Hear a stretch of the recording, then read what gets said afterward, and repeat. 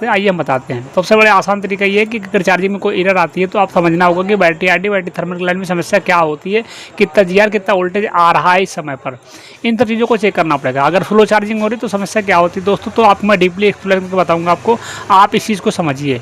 तो दोस्तों सबसे बड़ी चार्जिंग ये है कि अगर चार्जिंग नहीं हो रही, नीचे के पोर्शन में ओके है, अगर आप चार्जिंग लगा रहे हैं, अगर इस पॉइंट पर आपका 5.1 वोल्ट सप्लाई नहीं आ रही तो आपका चार्जिंग की समस्या, नीचे का पोर्शन गड़बड़ी है। यहाँ पर अगर आप कूल टेस्टिंग करेंगे, कूल टेस्टिंग का मतलब यही 400-600 जीआर अगर आ रहा, अगर हार्ड टेस्टिंग करेंगे तो अगर 5.1 वोल्ट सप्लाई आ रही है तो आपका नीचे का पोर्शन ओके माना जाएगा। अगर यहाँ पर आ रहा फिर भी चार्जिंग हमारी शो नहीं करो, ये हमारी ओबीपी आईसी है।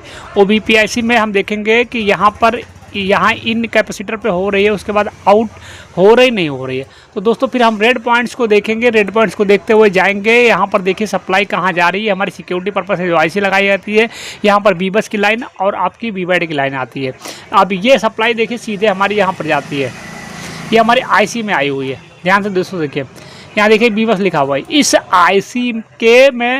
आईसी में देखिए 2 कैपेसिटर लगे पैरेलल में, ये सिक्योरिटी पर्पस से लगाए जाते हैं कि अगर ज़्यादा वोल्टेज है तो हमारे आईसी पर असर ना पड़े।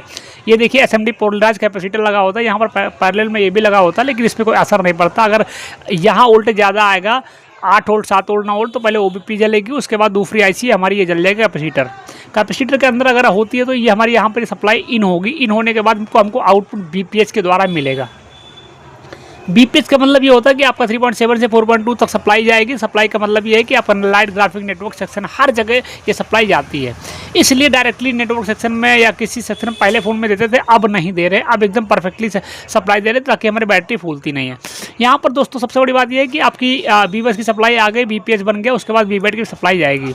अब बीबेड की सप्लाई देखिए यहाँ कैपेसिटर के जरिए, यहाँ पर भी अगर आप चेक करेंगे क्वालकॉम में, अगर हमारा फ़ोन सीपीयू है तो आपको 3.7 से 4.2 जितनी बीपीएच निकालेगी उतनी हमारी सप्लाई यहाँ निकालेगी, लेकिन दोनों सेम टू सेम नहीं होगा। अब दोस्तों अगर हमारी बैटरी कनेक्टर पर सप्लाई आ गई तो हमारा चार्जिंग होना कंपलसरी है। अब दोस्तों सबसे बड़ी बात यह है कि अगर हमारे फ़ोन में शॉर्टिंग होंगी तो हमारी चार्जिंग में देरी उठाएगी। यहाँ पर देखिए सिक्योरिटी पर्पस से जो आईसी लगाई जाती है, इस आईसी पर्पस से लगाई जाती है कि हमारे फ़ोन की समस्या ना हो, क्योंकि रात दिन कभी कभी कोई लगा छोड़ देता तो ऑटो कट फ़ोन होता है, लेकिन अब पहले नहीं होता था। तो दोस्तों यहाँ पर देखिए 1 2 3 4 5 6 पॉइंट्स बने हुए हैं। यहाँ पर देखिए टी पॉइंट बना हुआ है। यहाँ पर देखिए सबसे बड़ी चीज़ है कि डायोड लगाया गया है पैरेलल में। इस डायोड की वजह से हमारे फ़ोन की सिक्योरिटी अधिकतर बच जाती है, डायोड और कैपेसिटर। अब दोस्तों सबसे बड़ी बात यह है कि इतना पोर्शन अगर मैंने चेक कर लिया तो हमारा फ़ोन चार्जिंग 0.6 से 1 एम्पियर तक 100% चार्ज करेगा। अब दोस्तों दूसरी बात यह है कि हमको कहते हैं कि अल्ट्रा फास्ट चार्जिंग चाहिए। अल्ट्रा फास्ट चार्जिंग का मतलब ये होता है कि 0.6 से एन एम्पियर अगर 1 एम्पियर कर रहा है आज के फ़ोन में 45 वाट, 34 वाट, 33 वाट चार्जर में, तो आपका स्लो चार्जिंग कर रहा है। कम से कम 2 एम्पियर चार्जिंग चाहिए। 2 एम्पियर का मतलब ये होता है कि हमारा डीपीडीएम पर मैन फोकस करना, जो सीपीयू की कंट्रोलिंग करता है। सीपीयू की कंट्रोलिंग का मतलब ये होता है कि कम्युनिकेशन उसी से ही होता है। 1.8 से 2.5 वोल्ट तक सप्लाई हमारा सीधे सीपीयू खाता है। सीपीयू को इंडिकेशन मिलेगा तो हमारा इंडिकेशन देगा, कम्युनिकेशन करेगा कि चलो भाई चार्ज हो रहा, ठीक है जाओ, कोई बात नहीं। अब दोस्तों इस तरीके से देखिए सबसे बड़ी बात यह है कि यहाँ पर देखिए सब 1 सब 2 का मतलब यही लिख कर रहा है डीपीडीएम। अब दोस्तों डीपीडीएम अगर हमने देख लिया तो दोस्तों सबसे बड़ी बात यह है डीपीडीएम की सप्लाई देखिए, यहाँ पर एक आईसी लगाई गई अल्ट्रा फास्ट चार्जिंग के लिए। अब यहाँ पर सप्लाई 2 आ रही है। यहाँ पर सब कुछ ध्यान में रखना होगा। रजिस्टर डुअल कॉइल सीरीज में अगर लगा तो उसको बहुत महत्वपूर्णता से ध्यान देना होगा। अगर ध्यान नहीं दोगे तो फिर बनाते रह जाओगे, फ़ोन बनेगा नहीं दोस्तों, अल्ट्रा फास्ट चार्जिंग नहीं बना पाओगे।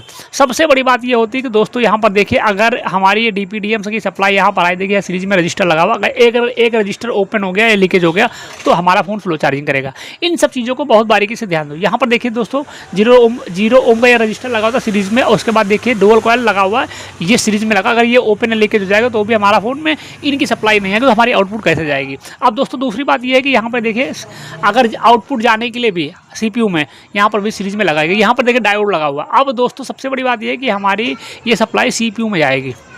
अब सीपीयू में जा रही है, कहाँ पर जा रही है ये चीज़ ध्यान देना है। और सीपीयू से हमारी जीआर आ रही है, कम्युनिकेशन पूरा परफेक्ट बना हुआ है तो हमारा दोस्तों ठीक है, अदरवाइज हमारा फ़ोन स्लो ही चार्ज करेगा। तो दोस्तों सबसे बड़ी बात यह है कि डीपीडीएम पर ध्यान देना होता है और यूएसबी CC1 CC2 पर भी ध्यान देना होता है। यूएसबी CC1 CC2 किसी फ़ोन में आपका चार्जिंग आईसी में दे देते हैं और किसी फ़ोन में बाहर से छोटी सी आईसी लगा देते हैं। तो दोस्तों इस तरीके से वीडियो को देखिए, और अगर आपको जानकारी मिली हो तो चैनल को लाइक कीजिए, शेयर कीजिए, सब्सक्राइब कीजिए। टेक्निकल राजू चैनल में आप सभी का बहुत बहुत स्वागत है। धन्यवाद दोस्तों।